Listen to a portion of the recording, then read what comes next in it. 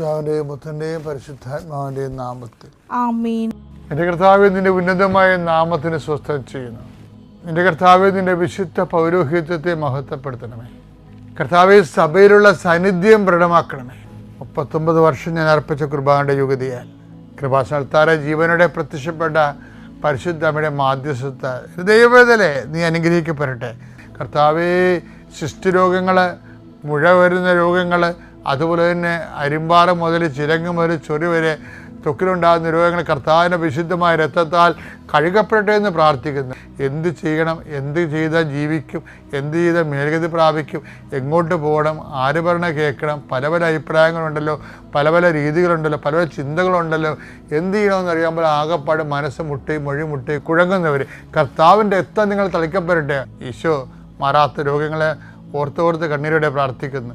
എത്രത്തെ മരുന്ന് കഴിച്ചിട്ടും പിന്നെയും മാറി കർത്താവ് പിന്നെയും രോഗങ്ങൾ, അതേ രോഗങ്ങൾ തന്നെ കർത്താവ് കുറച്ചു നേരം ശമിക്കും, പിന്നെ കുറച്ച് കഴിഞ്ഞാൽ പിന്നെയും തിരിച്ചു വരും. എന്ത് ചെയ്യണമെന്ന് അറിയാൻ പോലെ അത് മനസ്സ് കലങ്ങി ഇടിഞ്ഞു പോയവർ കർത്താവിൻ്റെ രക്തത്താൽ യേശുക്രിസ്തു നാമത്തിൽ ഈ നിമിഷം സൗഖ്യം പ്രാപിക്കട്ടെ എന്ന് പ്രാർത്ഥിക്കുന്നു. ഈശോ കടകമ്പോളങ്ങൾ നടത്തുന്നവർ, ചെറിയ വ്യാപാര വ്യവസായങ്ങൾ നടത്തുന്നവർ, അതുകൊണ്ട് കുഞ്ഞുങ്ങളെ പഠിപ്പിക്കുന്നവരും കുടുംബം പോറ്റുന്നവരും അവർക്കുണ്ടാകുന്ന തടസ്സങ്ങൾ യേശുവിൻ്റെ നാമത്തിൽ ഞാൻ ബന്ധിക്കുന്നു. നിൻ്റെ യാത്രകളെല്ലാം ലക്ഷ്യങ്ങളെല്ലാം കർത്താവ് അനുഗ്രഹിക്കട്ടെ. നിത്യം പിതാവ് പുത്രനും പരിശുദ്ധാത്മാവിനെ നയിക്കുക. ആമേൻ.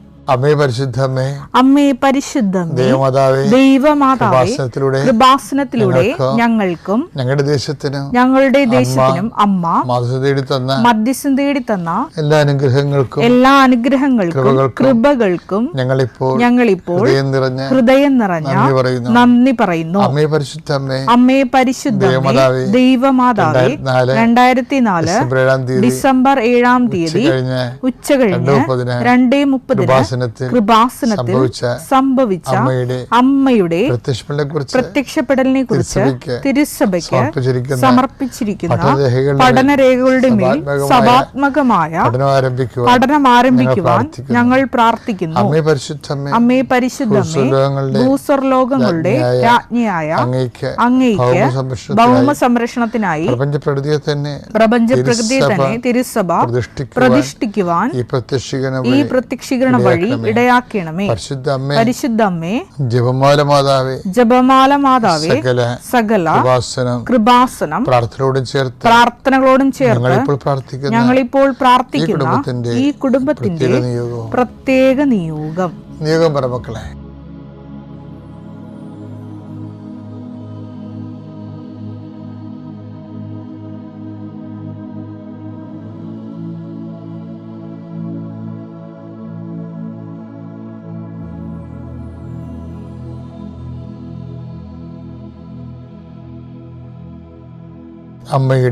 അമ്മയുടെ പ്രത്യക്ഷീകരണത്തിന്റെ ഈ അനുഗ്രഹവേളയിൽ ഞങ്ങൾക്ക് സാധിച്ചു തരുവാൻ കനിയണമേ. ആമേൻ. ഞങ്ങളുടെ പിതാവേ, അങ്ങയുടെ നാമം പൂജിതമാകണമേ. അങ്ങയുടെ രാജ്യം വരണമേ. അങ്ങയുടെ തിരുമനസ് സ്വർഗത്തിലെ പോലെ ഭൂമിയിലുമാകണമേ. അന്നു വേണ്ടുന്ന ആഹാരം ഇന്ന് ഞങ്ങൾക്ക് തരണമേ. ഞങ്ങളോട് തെറ്റ് ചെയ്യുന്നവരോട് ഞങ്ങൾ ക്ഷമിക്കുന്നത് പോലെ ഞങ്ങളുടെ തെറ്റുകൾ ഞങ്ങളോടും ക്ഷമിക്കണമേ. ഞങ്ങളെ പ്രലോഭനത്തിൽ ഉൾപ്പെടുത്തരുതേ, തിന്മയിൽ ഞങ്ങൾ രക്ഷിക്കണമേ. ആമേൻ. നന്മ നിറഞ്ഞ മറിയമേ, സ്വസ്തി. കർത്താവ് അങ്ങയുടെ കൂടെ സ്ത്രീകളിൽ അങ്ങ് അനുഗ്രഹിക്കപ്പെട്ടവളാകുന്നു. അങ്ങയുടെ ഉദരത്തിൻ ഫലമായി ഈശോ അനുഗ്രഹിക്കപ്പെട്ടവനാകുന്നു. പരിശുദ്ധ മറിയമേ, തമ്പുരാന്റെ അമ്മേ, പാപികളായ ഞങ്ങൾക്ക് വേണ്ടി ഇപ്പോഴും ഞങ്ങളുടെ മരണസമയത്തും തമ്പുരാനോട് അപേക്ഷിക്കണമേ. ആമേൻ. ലൂക്ക 4:1. യേശു പരിശുദ്ധാത്മാവ് നിറഞ്ഞവനായി ജോർദാനിൽ നിന്ന് മടങ്ങി ആത്മാവ് അവനെ മരുഭൂമിയിലേക്ക് നയിച്ചു. ഇത് നിസ്സാരമായൊരു വചനമല്ല. ഇതിന്റെ കണക്ഷൻ കിടക്കുന്നത് പച്ചയായ പുൽപ്പുറങ്ങളിലും നിശ്ചലമായ ജലാശയങ്ങളുമാണ്. അവിടുന്ന് തന്നെ പച്ചയായ പുൽപ്പുറങ്ങൾ അവിടെ നിന്ന് കിടത്തും, നിശ്ചലമായ ജലാശയത്തേക്ക് അവിടുന്ന് തന്നെ നയിക്കും. അങ്ങനെ നയിച്ച് ജോർദാൻ നദിയിൽ ജ്ഞാനസ്നാനം സ്വീകരിച്ച ഈശോ പരിശുദ്ധാത്മ നിറഞ്ഞു കഴിയുമ്പോൾ പിന്നെ എന്താ ചെയ്യേണ്ടത്? കാലാവസ്ഥ മാറി. Must we not take sorrow to ചോദിക്കണില്ലേ? ആ ദൈവത്തിൻ്റെ ചോദ്യമാണത്. അതിന് ഉത്തരം പറയാൻ കഴിഞ്ഞില്ലെങ്കിൽ നീ ഒരു വിശ്വാസത്തെ തുടരാൻ നിങ്ങൾ അക്സെപ്റ്റബിൾ അല്ല. അതാണ് വിഷയം. മസ്റ്റ് വി നോട്ട്, അത് നിസ്സാര കാര്യമല്ലത്. എന്താ കാര്യം എന്ന് വെച്ച് കഴിഞ്ഞാൽ, ഈ ജോർദാനിൽ നിന്ന്, ആ ജോർദാൻ നദിമുഖത്ത് നിന്ന് എങ്ങോട്ടാണ് ഈശോ പോണത്? ഈശോ പരിശുദ്ധാത്മാവ് നിറഞ്ഞ് ജോർദാനിൽ നിന്ന് മടങ്ങി, ജോർദാൻ നദിമുഖത്തിൽ നിന്ന് മടങ്ങി ആത്മാവ് അവനെ മരുഭൂമിയിലേക്ക് നയിച്ചു. അപ്പൊ നോക്കിയേ, ഇവ മൗനമായി തന്നെ പോവുകയാണ്. യാതൊരു റിയാക്ഷനുമില്ല, റെസ്പോൺസില്ല, അതുപോലെ തന്നെ മൽപ്പിടുത്തങ്ങളില്ല, ഒന്നുമില്ല. അതായത് ഈ നദീമുഖത്ത് നിന്ന് പിന്നീട് നേരെ ഓപ്പോസിറ്റ് കാലാവസ്ഥയിലേക്കാണ് ഈശോ പോണത്. അതുകൊണ്ടാണ് ജോബ് ചോദിക്കുന്നത്, must be not take sorrow to. അതൊക്കെ മുമ്പ് ഈശോയ്ക്ക് ഒരു സ്റ്റാറ്റസ് കൊടുക്കും ദൈവം. ഭയങ്കര രസമാണ് ഈ ബൈബിള്. അതായത് ഈ ജോർദാൻ നദി വെച്ച് ഈശോയ്ക്ക് സ്റ്റാറ്റസ് കൊടുക്കും. എന്താ പറയണത്? This is my beloved sun. അതാണ് സ്റ്റാറ്റസ്. ഈ സ്റ്റാറ്റസ് വാങ്ങിച്ചിട്ടാണ് ഈശോ മരുഭൂമിയിലേക്ക് പോണത്. സ്നാനം കഴിഞ്ഞയുടൻ യേശു വെള്ളത്തിൽ നിന്ന് കയറി. അപ്പോൾ സ്വർഗം തുറക്കപ്പെട്ടു. ദൈവാത്മാവ് പ്രാവിന്റെ രൂപത്തിൽ തന്റെ മേൽ ഇറങ്ങി വരുന്നത് അവൻ കണ്ടു. ഇവൻ എന്റെ പ്രിയപുത്രൻ, ഇവനിൽ ഞാൻ പ്രസാദിച്ചിരിക്കുന്നു എന്ന് ഒരു സ്വരം സ്വർഗത്തിൽ നിന്ന് കേട്ടു. ഇതാണ് ഈശോയ്ക്ക് കിട്ടിയ സ്റ്റാറ്റസ്. എന്താണത്? പദവി എന്താണ്? ഇവൻ എൻ്റെ, this is my beloved sun. ഇപ്പം സ്റ്റാറ്റസ് ഡിക്ലെയർ ചെയ്ത് ഡിഫൈനായി അല്ലേ? ഇനി മരുഭൂമി എന്താ? ഇനി നേരെ ഈശോനെ മരുഭൂമിയിലേക്ക് കൊണ്ടുപോകണ കാണാം. നമ്മുടെ ജീവിതമായിട്ട് കൂട്ടിച്ചു വായിക്കണം കേട്ടോ. ഇത് നമ്മൾ പലപ്പോഴും ജീവിക്കുന്ന ജീവിതം ആധ്യാത്മിക ജീവിതമല്ല, ഭക്ത ജീവിതമാണ്. ഭക്ത ജീവിതം ആർക്ക് വേണം? നമ്മളെല്ലാം ജീവിച്ചു കൊണ്ട ജീവിതം ഉണ്ടല്ല, ഭക്ത ജീവിതമാണ്. ഭക്ത ജീവിതവും ബൈബിൾ ജീവിതവും തമ്മിൽ ചില സമയത്ത് സമാന്തര രേഖയായി പോകുന്നുണ്ട്. അതുകൊണ്ട് ഈ മനുഷ്യൻ ഗതി പിടിക്കാത്തതിൻ്റെ കാരണം എന്താ കാര്യം വെച്ച് കഴിഞ്ഞാൽ, ഇത് അക്സെപ്റ്റ് ചെയ്യാൻ നമ്മൾ തയ്യാറാകണം. ഇപ്പം ഭക്തിയുടെ കൊടുമുടിയിൽ നിന്ന് ഈശോ ഇറങ്ങി എങ്ങോട്ടാണ് പോണത്? ആത്മാവിനെ മരുഭൂമിയിലേക്ക് കൂട്ടിക്കൊണ്ടുപോകും. അപ്പോൾ അവൻ്റെ ഈ സ്റ്റാറ്റസ് എന്താണ്? ബിലവഡ് സണ്ണാണ്. ഈ ബിലവഡ് സൺ ആരുടെ ബിലവഡ് സണ്ണാണ്? ദിസ് ഈസ് മൈ ബിലവഡ് സണ്ണാണ്. പിതാവായ ദൈവത്തിൻ്റെ സ്വന്തം പൊന്നോമന മകന. അതാണ് സ്റ്റാറ്റസ്. ഇനി മരുഭൂമി എക്സ്പീരിയൻസ് വരുമ്പോൾ, ഇപ്പം ഈ എക്സ്പീരിയൻസ് എന്ത് എക്സ്പീരിയൻസാണ്? ദൈവം നമ്മുടെ പിതാവാണ്, നമ്മളെ ദൈവത്തിന് മഹത്വവും അതുപോലെ തന്നെ നമ്മൾക്ക് ദൈവം അംഗീകാരമൊക്കെ നൽകിക്കൊണ്ടിരിക്കുന്ന ഒരു വലിയ പശ്ചാത്തലപ്പുറങ്ങളിലാണ് നമ്മൾ നിൽക്കുന്നത്. നിശ്ചയമായ ജലാശയത്തിൽ നമ്മൾ നിൽക്കുകയാണ്. ഓളവും കുടിച്ച് വിശ്രമിച്ച് നിൽക്കണതാണ്. ഇവിടുന്ന് നേരെ കാലാവസ്ഥ ഭേദത്തിലേക്ക് വരും. പിന്നെ എങ്ങോട്ടാണ് പോണത്? മരുഭൂമിയിലേക്ക്. ഈ മരുഭൂമി കൊണ്ടുപോകുമ്പോൾ നമുക്കുണ്ടാവുന്ന ഒരു ബോധമുണ്ട്. എന്താ കാര്യം? ആത്മാവാണ് നമ്മളെ കൊണ്ടുപോകുന്നത്. ഒന്നാ വചനം വായിച്ചേ. ലൂക്കാ 4:1. യേശു പരിശുദ്ധാത്മാവ് നിറഞ്ഞവനായി ജോർദാനിൽ നിന്ന് മടങ്ങി. അതായത് ഈ ജോർദാനിൻ്റെ എല്ലാ സർവസമ്പദ് സമൃദ്ധിയിൽ നിന്നും മടങ്ങുകയാണ്. എപ്പോഴായാലും മടങ്ങേണ്ടി വരും മക്കളെ. ദൈവ പൈതലാണ് നീ. ജോബ് മടങ്ങിയത് കണ്ടില്ലേ? ജോബ് മടങ്ങിയത് കണ്ടില്ലേ? ഇപ്പം ഈശോയും മടങ്ങുകയാണ് ശരിക്കും.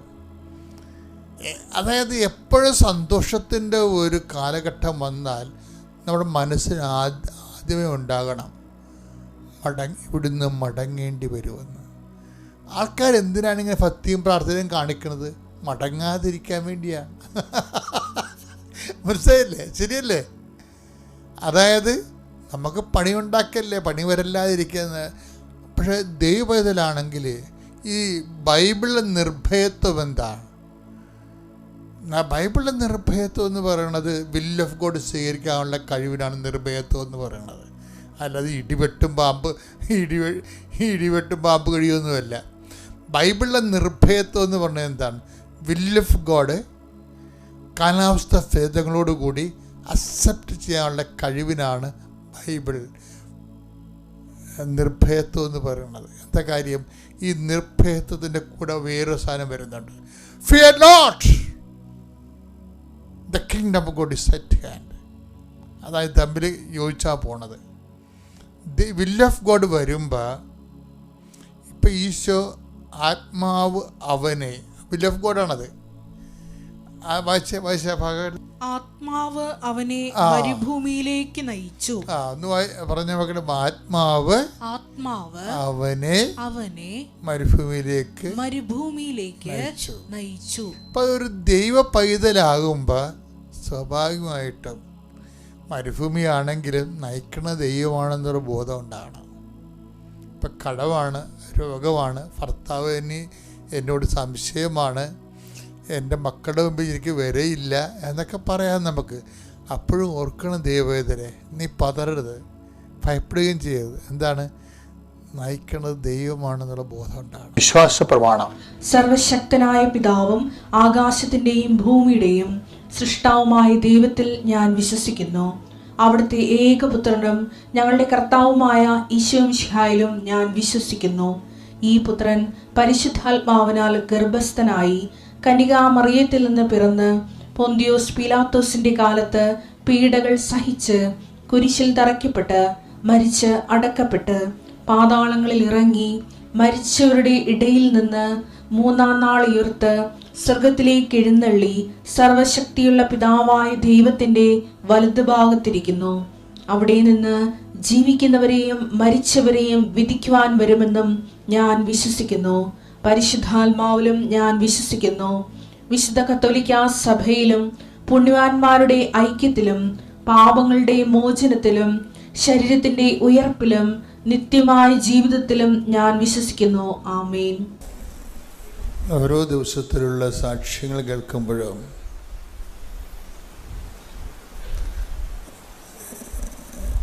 എനിക്ക് മനസ്സിൽ തോന്നുന്ന ഒരു ആശങ്കയുണ്ട്. ഈ ക്രിസ്ത്യാനികൾക്ക് എന്തോ പറ്റിയിട്ടുണ്ടെന്ന്. ഓരോ ദിവസത്തിലുള്ള ഉടമ്പടി സാക്ഷ്യങ്ങളുടെ പുതിയ ആവിഷ്കാരങ്ങളും ജനങ്ങളുടെ ദൈവാനുഭവങ്ങളും കേൾക്കുമ്പോൾ എൻ്റെ മനസ്സിൽ വരുന്ന ഒരു നെഗറ്റീവ് ഫീലിംഗ് ആണ്. എന്താണ്? ഈ ക്രിസ്ത്യാനികൾക്ക് എന്തോ പറ്റിയിട്ടുണ്ടെന്ന്. എന്താ കാര്യം വെച്ച് കഴിഞ്ഞാൽ ഉടമ്പടി ലീഡ് ചെയ്യണത് ദൈവാനുഭവത്തിൽ അക്രൈസ്തവരാണ്. നിങ്ങൾ സാക്ഷ്യം കേട്ടാൽ മനസ്സിലാകും. അപ്പോൾ എനിക്കുണ്ടാകുന്ന ഉള്ളുകൊണ്ടുള്ള സന്തോഷം എന്താ നിങ്ങൾക്കറിയാവോ? ഈ ഉടമ്പടി അത്ര കണ്ട അറിവില്ലാത്തവർക്കും ഇത് വളരെ സങ്കീർണമായിട്ട് തോന്നുന്നുണ്ടെങ്കിലും ഇത് വളരെ ലളിതമായി നടപ്പിൽ വരുത്തിക്കൊണ്ട് ഉന്നതമായ ദൈവാനുഭവം പ്രാപിക്കുന്നവരുടെ സാധാരണക്കാരും അതുപോലെ തന്നെ അഭ്യസവിദ്യരുമുണ്ട്. അപ്പോൾ ഈ പ്രോജക്റ്റ്, ഈ ഫോർമുല ആപ്ലിക്കബിൾ ആണ്. എക്സ്പീരിയൻഷ്യൽ ലെവലിലാണെങ്കിലും അത് ദൈവാനുഭവത്തിന് ആർക്കും സാധിക്കുന്നതാണ്. അല്പം ആത്മാർത്ഥത കാണിച്ചാൽ മതി എന്നാണ്. ഞാൻ നേരത്തെയൊക്കെ പറഞ്ഞുകൊണ്ടിരുന്നത് ഉടമ്പടി വിശ്വാസത്തിലല്ല ചെയ്യണത്, പിന്നെ എന്തിനാണ്? വിശ്വസ്തതയിലാണ് ചെയ്യണമെന്നല്ലേ. വിശ്വസ്തതയാകുമ്പോൾ നിങ്ങൾക്ക് എന്തുമാത്രം അത് മനസ്സിലാവുമെന്ന് അറിയത്തില്ല. പക്ഷെ ഉടമ്പടി വിശ്വസ്തതയേക്കാൾ ഉപരി ആത്മാർത്ഥതയാണ് ഇതിൻ്റെ അകത്ത് അന്തസത്യം എന്ന് പറയണത്. നിങ്ങൾക്കൊരു ഉടമ്പടി അനുഭവങ്ങൾ വേണമെങ്കിൽ വിശ്വാസം ഓൾറെഡി ഉണ്ടാകണം. പിന്നെ എന്താണ്? വിശ്വസ്തത ഉണ്ടാവണം. വിശ്വാസത്തിൻ്റെ കണ്ടിന്യൂറ്റിക്കാണ് നമ്മൾ തുടർച്ചയുള്ള വിശ്വാസത്തിനാണ് നമ്മൾ വിശ്വസ്തത എന്ന് പറയുന്നത്. പക്ഷേ ഉടമ്പടി പെട്ടെന്ന് ഒരു പ്രസൻസ് ഫീൽ ചെയ്യണമെങ്കിൽ, കാര്യം നിങ്ങൾക്ക് സൗഖ്യം വന്നെന്ന് ഒരു സാക്ഷ്യങ്ങൾ കേട്ടാൽ, ഇപ്പോൾ ക്യാൻസർ 4th സ്റ്റേജ് സുഖപ്പെട്ടു, ലിവർ ക്യാൻസർ സുഖപ്പെട്ടു എന്നൊക്കെ പറഞ്ഞാലും ഞാൻ അത്ര കണ്ട് ശ്രദ്ധിക്കത്തില്ല. അത് സ്വാഭാവികമായിട്ട് സംഭവിക്കുന്ന കാര്യങ്ങളാണ്.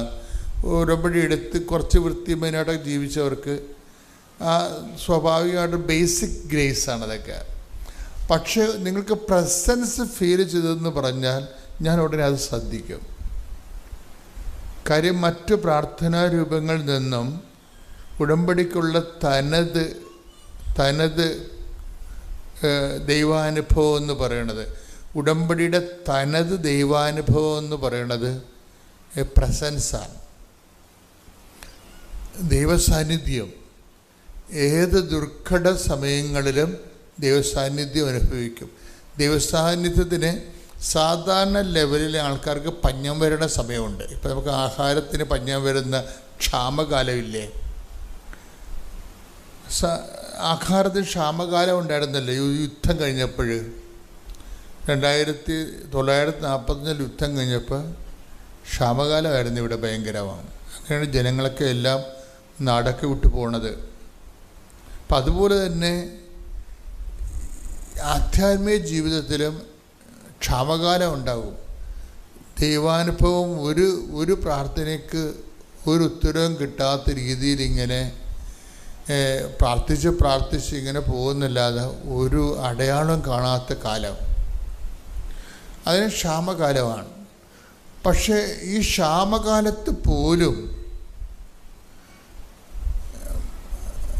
ഉടമ്പടിയിൽ ആത്മാർത്ഥതയായിട്ട് ജീവിക്കുന്നവർക്ക് ഒരു പ്രസൻസ് എങ്കിലും ഫീൽ ചെയ്യും. അവർക്ക് മൊത്തം ഒരു ക്ഷാമകാലത്തേക്ക് പോകത്തില്ല. അപ്പോൾ എനിക്ക് പലപ്പോഴും തോന്നിയിരിക്കുന്നത്, എനിക്ക് എല്ലാവരോടും അപേക്ഷിക്കാനുള്ളത്, ഇതൊരു അപേക്ഷയായിട്ട് കരുതിയാൽ മതി,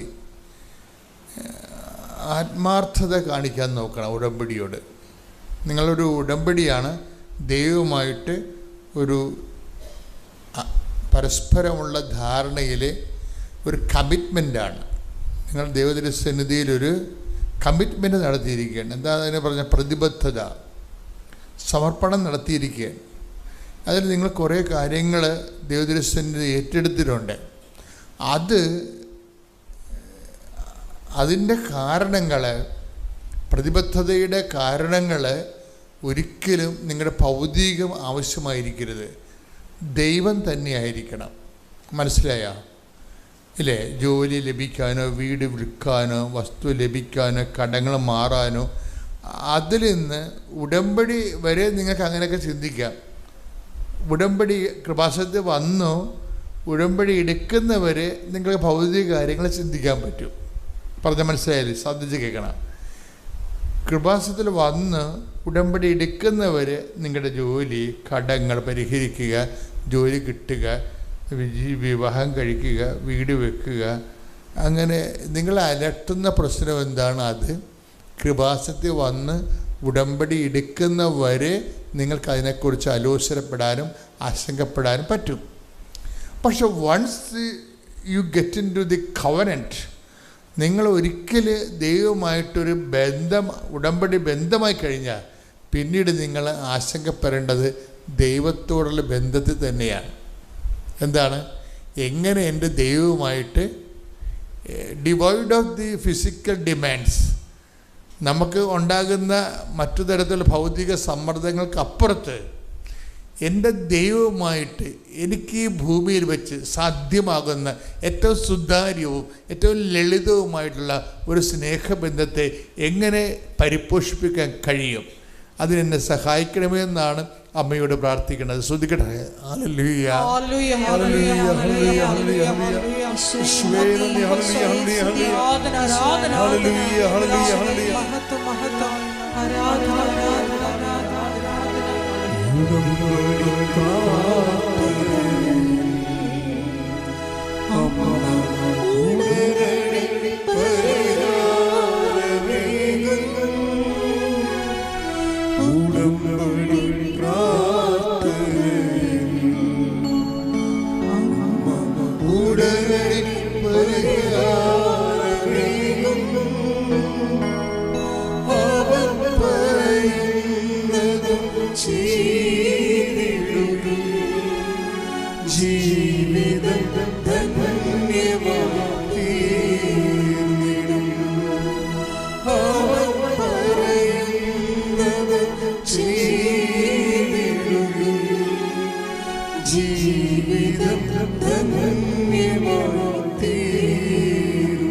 എൻ്റെ പേര് അനീഷ.